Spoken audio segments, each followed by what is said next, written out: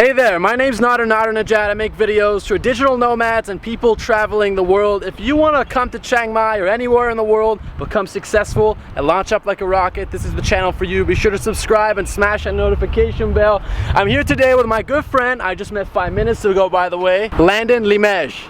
And he is from France. Tell us a little bit about yourself. Hey guys, I'm Landon. I'm a coach and consultant for content creators, influencers, and I help them grow and scale a business, an online business. If you want to take your influence and make a profitable online business out of it, I'm gonna help you do that. This is your guy, and he's been in Chiang Mai for much longer than I have. He's been here for a solid, what, 4 months now? Yeah, 4 months.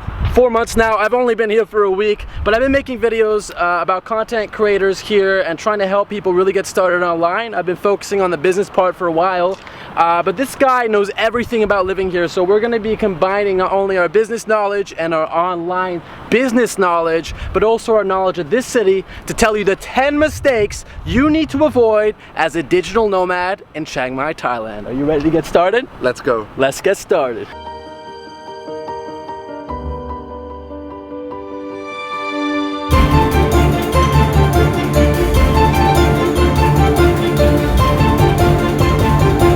So we're gonna be bouncing back and forth here with some tips, but my first tip is the biggest mistake I see a lot of people get into as digital nomads is they think just because they're traveling they're gonna make it. Listen to this, just because you can take fancy pictures, fancy videos of this entire city doesn't mean that you're gonna make it online, doesn't mean you're gonna be able to sustain that traffic, doesn't mean that you can monetize it and make an income. You actually have to have one foot in the door before you get started. So you have to have something that's at least semi-profitable before you start, or you need enough of a savings when you come here to be able to start a business. You're not gonna just take off the ground. Like, I've made 500 videos, I haven't even hit 10K subscribers. So you really have to push. Don't think just because you're traveling you're special and you're gonna make it. Be humble and work hard. So what do you think about that? Do you think that's like, do you recognize that as well in people, or is that just? I think that is super important because I see a lot of people come here like even in the Facebook group, they're like, yo, I got $2,000, I'm gonna go all in this digital nomad thing, I'm coming to Chiang Mai and I'm never moving back.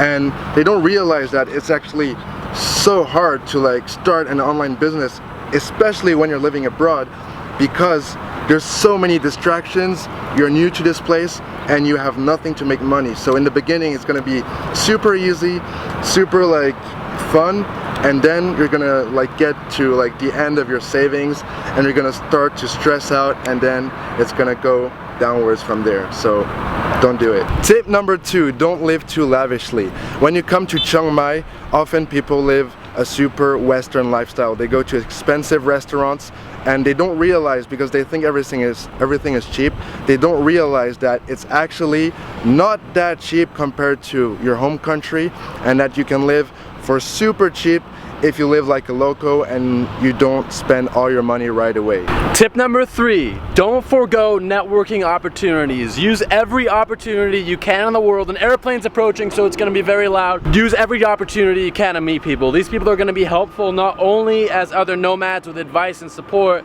but as friends who are gonna make you feel more at home here. So don't forget to go out there and meet people. And Landon has got tip number 4.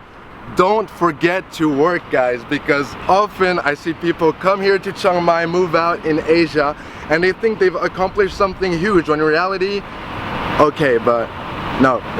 You need to put in the work, you need to make money, or you won't be able to be a digital nomad full-time, and you will have to go back home, which none of us actually want. So I agree with that. I think you should really put in the work. Work your ass off, more than you would at home, because you don't have the stability you have at home. So here's a good benchmarker. If you were working at home hard to begin with, that's bad. But if you're working hard at home, work doubly hard here. You need to work harder, not less hard, just because you think Southeast Asia is cheaper. Exactly what Landon said 5 minutes ago. Number 5, don't forget to have long-term goals. A lot of people move out here and they don't have long-term goals.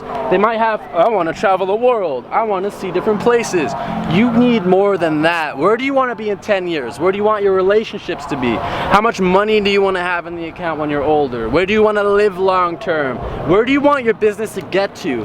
how well do you want to be known in the online community? If so, in what community? Do you even want to work online, or do you prefer to get a part-time job and a visa?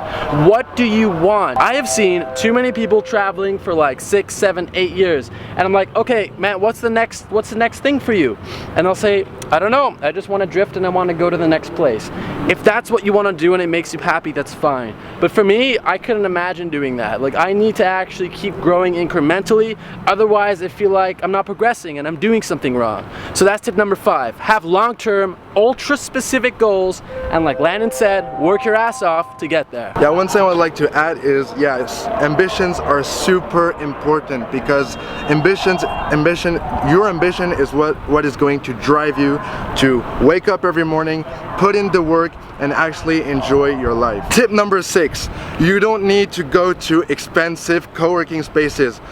We are in Maya Mall right now, and in this mall there's a huge co-working space where you can work for absolutely free, and you can get coffee as well, side note. But you can work here for free. You don't need to spend a lot of money on co-working, on expensive Western restaurants, coffee shops. You can work here for free, get great Wi-Fi, and enjoy. Tip number 7, avoid shaking up your daily schedule too much. Don't get me wrong, I love spontaneity. I love doing different things every day. But if you wake up in the morning and you're like, where do I want to go? You're never gonna be able to get like 5, 6, 7 hours long-term work done, like writing that novel or finishing a client's work that's well overdue, because you're thinking, should I go to Cube 7 or should I go to Maya? You don't want to do that. Find your favorite place, frequent there every day. You meet the same people, you meet some friends. I just met this guy over here. We're making a video. I'm making a video with Landon because I frequent here every day. Once you build that schedule in those countries, you can go back to them. Don't get me wrong, you can travel to Vietnam next month, but have your places you can frequent in Vietnam. This way the entire continent is going to feel like home. You're going to have something other people in the world don't have, but you have to have some sort of schedule, some sort of consistency. Don't go to different places every day. Build a schedule. And tip number 8. Guys, don't party too much. Don't party every night. It's really easy here in Chiang Mai because there's a lot of really good clubs and bars you can go to every night, meet girls, drink a little, have fun. But really, you can do it like 1 night or 2 every week, but don't do it every day, because then you're not going to focus on your work, you're not going to wake up in the morning, and your overall happiness is going to decline really quickly when you do this every night. Tip number 9. Don't get me wrong, I have nothing against the online course industry. I teach 30 myself. But don't come here and spend all of your money on an influencer course or a marketing course and think that's going to change things if you're not making money. Put the work in first. Once you build up some momentum, you can get a course. You can keep building on those skills. Courses aren't all that bad, but just make sure that you're not coming out here and putting most of your money and most of your savings on a course and banking on it to save you. It's not gonna happen. Only you can save yourself. Put the work in. If you're having difficulties getting profitable, drop me a comment down below. Go send this guy a message because he specializes in it. We understand if we give you free value, you're gonna follow what we do and maybe eventually you'll buy our products. So we want you to actually learn from us and benefit from our free advice too. Are you ready for the final tip? Tip number 10. Don't set your expectations too high. So those were our tips for you guys today. Thank you so much for watching. Be sure to check out Landon's channel. It's a really great channel. He just started, but I promise you, you're gonna get some great value in the description down below. Be sure to subscribe and smash the notification bell if this video helped you. And thank you for watching.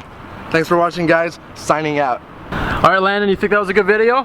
Yeah, man, definitely check it out. And if you want to be a digital nomad in Chiang Mai, you should definitely drop a like.